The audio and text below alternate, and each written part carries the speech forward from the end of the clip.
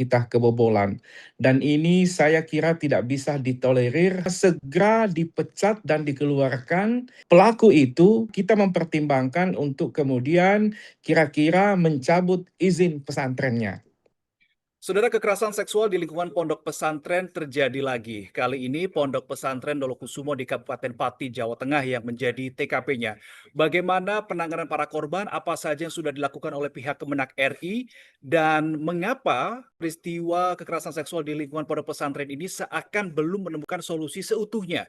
Nah, saya akan tanyakan hal itu kepada Pak Basnang Said yang merupakan Direktur Pesantren Kementerian Agama Republik Indonesia. Pak Basnang, Assalamualaikum, selamat pagi Pak Basnang. Waalaikumsalam, selamat pagi Mas Reno. Terima kasih Pak Basnang sudah meluangkan waktu. Jadi yang pertama kali saya ingin ketahui adalah apa saja yang sudah dilakukan Kemenak RI di kejadian pelecehan atau kekerasan seksual di lingkungan pondok pesantren di Pati, Jawa Tengah, Pak. Baik, terima kasih Mas Reno, para pemirsa yang kami muliakan. Tentu yang pertama adalah kami ingin menyampaikan ucapan permohonan maaf yang setinggi-tingginya kepada seluruh masyarakat Indonesia, keluarga besar pesantren, utamanya kepada keluarga korban yang sungguh telah menitipkan anaknya di lembaga pendidikan yang mulia. Tetapi kemudian ada individu-individu yang ada di pesantren yang tidak menunjukkan keteladanan dan akhlak mulia. Di tengah-tengah ikhtiar Kementerian Agama bersama dengan kementerian dan lembaga yang lain, misalnya Kementerian Pemberdayaan Perempuan dan Perlindungan Anak, KPAI, kemudian UNICEF, Kementerian Kesehatan, Dinas-Dinas Pemberdayaan Perempuan dan Anak di provinsi dan kabupaten kota, ternyata kemudian kita kebobolan. Dan ini saya kira tidak bisa ditolerir, harus diberikan hukuman karena telah merusak masa depannya anak-anak yang seharusnya kalau memang ia adalah pendidik pengasuh, maka sejatinya ia memberikan perlindungan seutuhnya dan kemudian berpihak kepada kepentingan anak-anak kita. Nah, oleh karena itu, apa yang dilakukan oleh Kementerian Agama, pertama, tentu adalah langkah-langkah administratif dulu. Pertama, langkah administrasinya adalah kita bersurat kepada Kepala Kantor Wilayah Kementerian Agama Provinsi Jawa Tengah, lalu kemudian diteruskan kepada Kepala Kantor Kementerian Agama Kabupaten Pati untuk melakukan langkah-langkah 3 hal. Pertama, kita rekomendasikan satu agar dilakukan penghentian sementara penerimaan santri-santriwati baru untuk tahun 2026-2027. Lalu yang kedua, segera dipecat dan dikeluarkan pelaku itu sebagai pengasuh atau pendidik di pondok pesantren itu. Karena sudah tidak bisa mencerminkan dirinya sebagai orang yang patut diteladani. Dan melakukan hal-hal yang tidak sepantasnya dilakukan oleh orang yang berada di lingkungan yang mulia bernama pondok pesantren. Lalu yang ketiga, kita mempertimbangkan untuk kemudian kira-kira mencabut izin pesantrennya. Bahwa kemudian izin pesantren ini tentu memang ada langkah-langkahnya. Langkahnya sebagaimana yang ada di aturan dan regulasi Kementerian Agama harus diusulkan dulu oleh Kemenak Kabupaten Pati. Dan itu suratnya sudah ada, lalu kemudian naik ke Kemenak Kanwil Provinsi Jawa Tengah, lalu nanti masuk ke aplikasi Kementerian Agama, lalu kemudian disidangkan di sini untuk kemudian dilakukan proses untuk pencabutan izinnya. Karena pesantren ini sudah melanggar pesantren yang seharusnya adalah memenuhi arkanul ma'had dan arwahul ma'had pesantren. Gitu, Mas. Oke, Pak Basnang, tadi Anda mengatakan bahwa mempertimbangkan untuk mencabut izin dari pondok pesantren itu. Tadi persyaratannya atau jenjangnya tadi sudah Anda sampaikan begitu ya, Ya. sudah harus ada surat dari tingkat kabupaten kota. Nah, nanti ya ketika sudah sampai di pusat, apa yang menjadi bahan pertimbangan kemudian nantinya sebelum menjatuhkan putusan apakah ini dicabut ataukah tidak? Ya, tentu pertama pertimbangannya karena telah terjadi peristiwa yang dilakukan oleh pengasuh yang sudah mencederai kemuliaan pesantren. Dan itu bertentangan dengan arwahul ma'had yang berbunyi keteladanan. bahwa yang ditunjukkan oleh yang bersangkutan pelaku itu bukan lagi keteladanan. Maka otomatis dengan demikian harus sudah bersyarat untuk dilakukan pencabutan. Tetapi tentu nanti ada tahapan-tahapannya supaya kemudian juga kita tidak maladministrasi. Sehingga kemudian tetap kita harus penuhi unsur-unsur aturan itu. Baik, Pak Basnang, yang menjadi fokus juga saat ini adalah karena yang kabarnya korban ini kan sampai puluhan ya, tapi kan kita masih menunggu data pasti lagi begitu ya. Nah, ini penanganan para korban sejauh ini Kemenak sudah memantau seperti apa perjalanannya? Ya, oke baik. Bahwa tim kami dari Direktorat Pesantren itu sudah 3 hari berada di Jawa Tengah. Kemarin ada di lokasi, hari ini mungkin masih di lokasi dan nanti mungkin menuju ke Semarang. Itu di sana melakukan koordinasi dengan Kemenak Kabupaten Pati.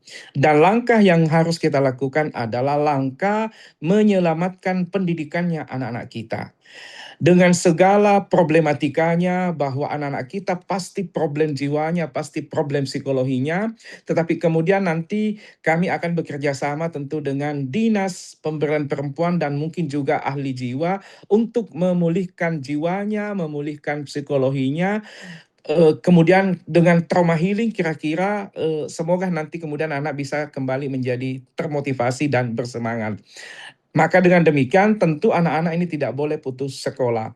Dan oleh karena itu kelanjutan studinya anak-anak dan keselamatan jiwanya serta motivasinya yang kembali itu yang penting kita hidupkan kembali, bahwa kita pastikan bahwa ketika kemudian ditutup pesantren ini maka kemudian kita sudah berkoordinasi dengan satuan-satuan pendidikan formal lainnya yang ada di sekitar Pati. Misalnya karena ini kan ada jenjang formalnya Mas, ada Ya. RA, ada Mhm. ibtidaiyah, ada sanawiyah, ada jenjang dasar dan menengah. Maka insya Allah juga madrasah di wilayah Kementerian Agama siap menampung anak-anak kita. Intinya bahwa anak-anak jangan menjadi korban pendidikannya, sudah korban psikologinya, sekarang kita harus memperjuangkan seperti apa masa depannya. Dan tentu nanti pemulihan-pemulihan jiwanya itu harus dilakukan secepat mungkin.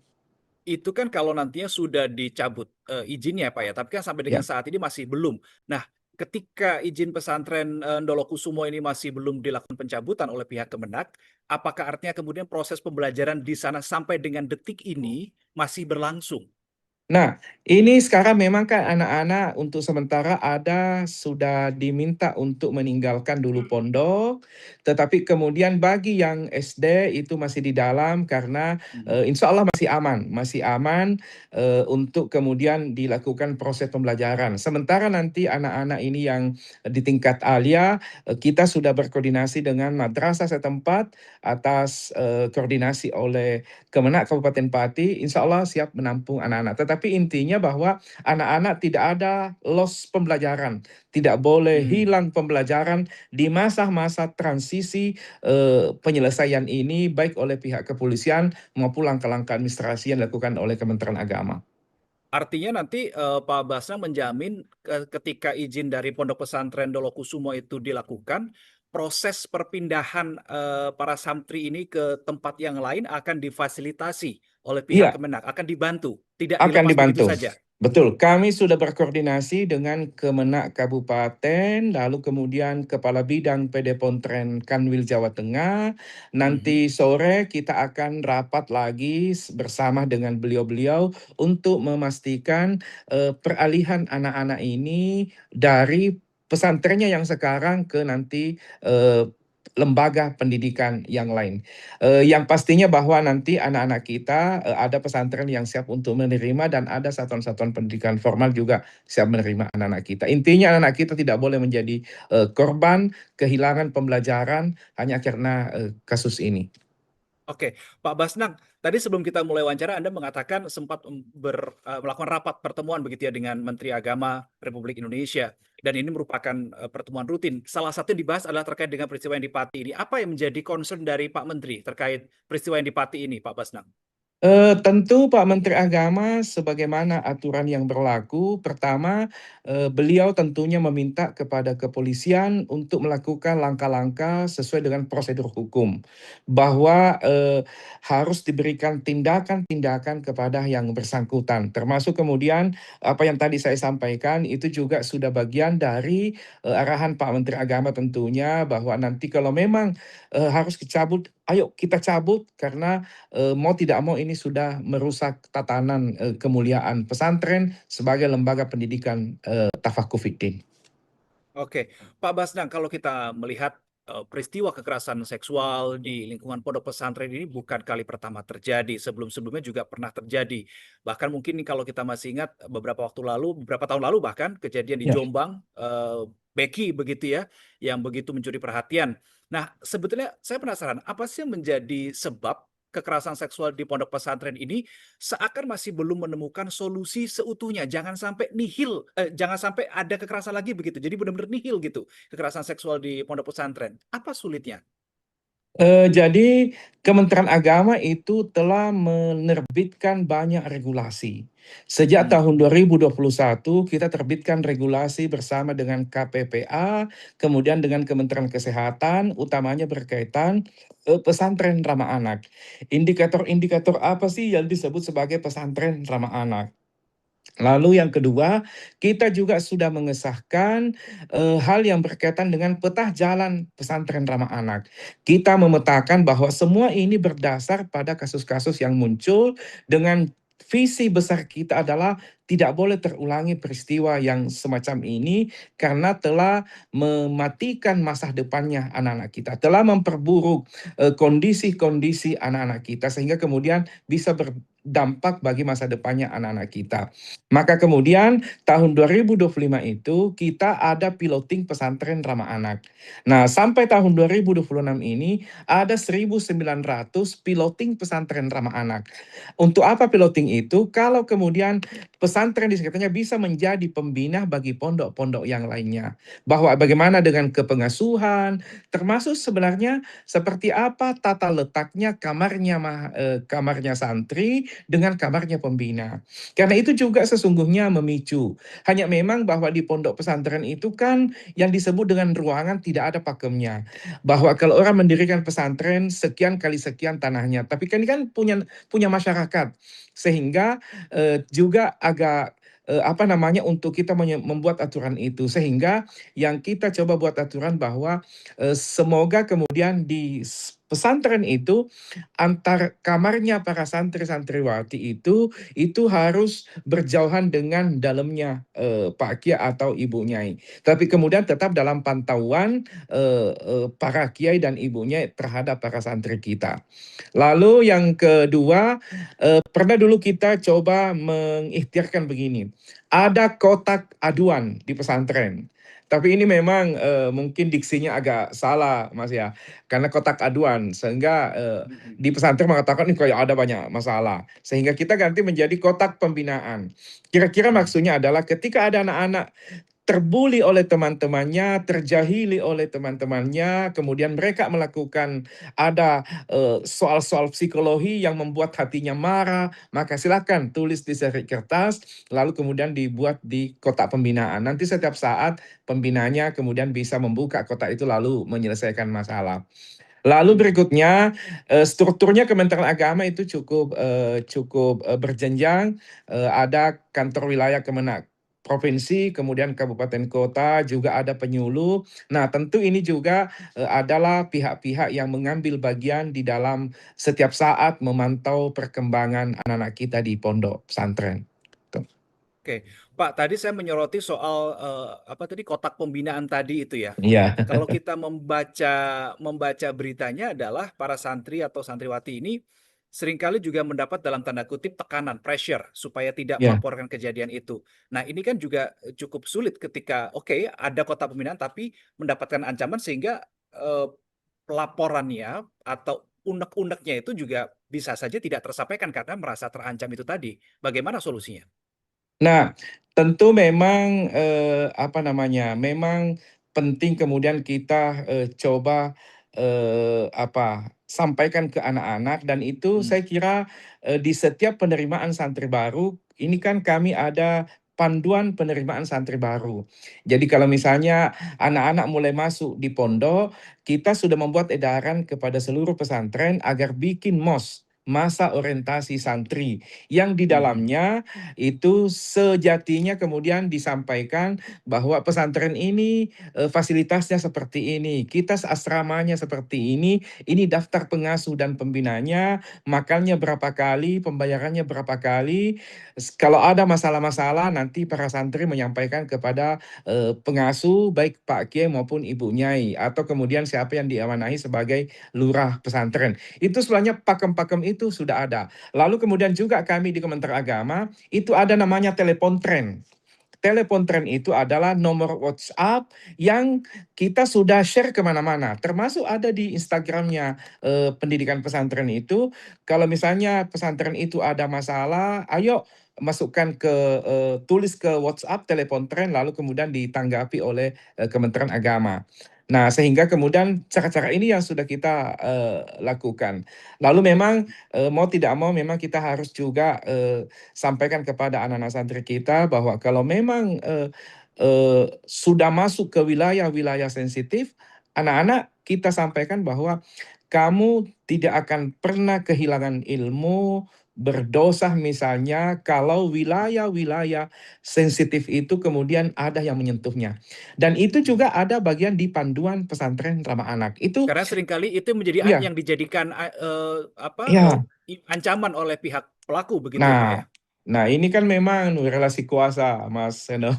Relasi Mhm, mhm. kuasa, makanya di panduan kita itu mengatakan bahwa, "Anak-anakku semua, kalian harus berani ketika kemudian ada orang di luar bapakmu, jangankan, gurumu, bapakmu saja kalau melakukan hal-hal yang tidak sepantasnya secara umum, maka itu pasti ada problem. Maka kalian harus speak up, harus ngomong karena sesungguhnya sudah ada maksud lain. Apalagi misalnya kalau sampai mengatasnamakan agama, nanti kamu dapat ilmu yang bagus, maka coba. Nah, pasti begitu sudah di luar nalar dan anak-anakku, saya kalau ke pondok-pondok juga menyampaikan begitu, anak-anakku harus Mhm. berani. Itu tidak berdosa nak kalau kemudian Anda menolak itu karena memang itu bukan hal yang pantas dan sewajarnya untuk dilakukan. Karena itu sudah Oke. di luar norma-norma yang sepantasnya. Oke, Pak Basnam, terakhir tadi di awal sekali ketika Anda menjawab pertanyaan saya, Anda menyebut kata, kebobolan begitu. Nah, kalau yang namanya kebobolan ini kan berarti ada celah di situ ya? Ada Ya. celah sehingga hal itu bisa terjadi. Nah, celah itu apa, Pak? Dan, apakah bisa ditutup celah ini sehingga peristiwa serupa jangan sampai terjadi lagi ke depan? Kita ingin lingkungan pondok pesantren itu ya benar-benar aman dan nyaman bagi para anak-anak. Betul sekali. Jadi istilah itu karena begini, berasal dari bahwa Kementerian Agama sudah banyak menelurkan regulasi. Lalu kemudian juga pendampingan-pendampingan kita kepada pesantren-pesantren kita, baik dalam bentuk tertulis maupun dalam bentuk lisan, setiap saat kita bertemu menyampaikan. Sehingga sebenarnya sudah maksimal, tapi ternyata kemudian muncul lagi. Nah, oleh karena itu mungkin memang inilah kira-kira tantangan tersendiri mengelola pesantren dan saya kira kepada masyarakat Indonesia, kita tetap harus hakul yakin bahwa pesantren adalah tempat yang mulia. Tempat untuk menyemai akhlak mulia, tempat untuk mendidik pemimpin bangsa, bahwa kemudian ada kasus yang seperti ini, maka individunya yang harus kemudian diberikan sanksi seberat-beratnya karena telah mencederai. Tetapi pesantrennya adalah lembaga mulia, kitab kuningnya adalah lembaran kitab yang sungguh sangat mulia menjadi bacaan anak-anak kita untuk menjalankan syariat agamanya, itu semuanya mulia. Tetapi Mhm. ada individu yang melakukan itu, maka individunya yang harus kemudian kita dorong pihak kepolisian untuk memberikan sanksi seberat-beratnya agar tidak menjadi pembelajaran bagi yang lainnya untuk tidak melakukan sesuatu yang sungguh sangat biadab dan tidak mengedepankan kepentingan anak-anak kita. Oke, baik. Pak Basnang Said, Direktur Pesantren Kementerian Agama Republik Indonesia, terima kasih sudah berdiskusi dan Terima juga kasih. berbagi sudut pandang, berbagi informasi terkini terkait dengan penanganan kasus kekerasan seksual yang terjadi di Pondok Pesantren Dolokusumo, Kabupaten Pati, Jawa Tengah. Pak Basnang, terima kasih. Selamat kembali beraktivitas, Pak. Terima Assalamualaikum. kasih. Waalaikumsalam warahmatullahi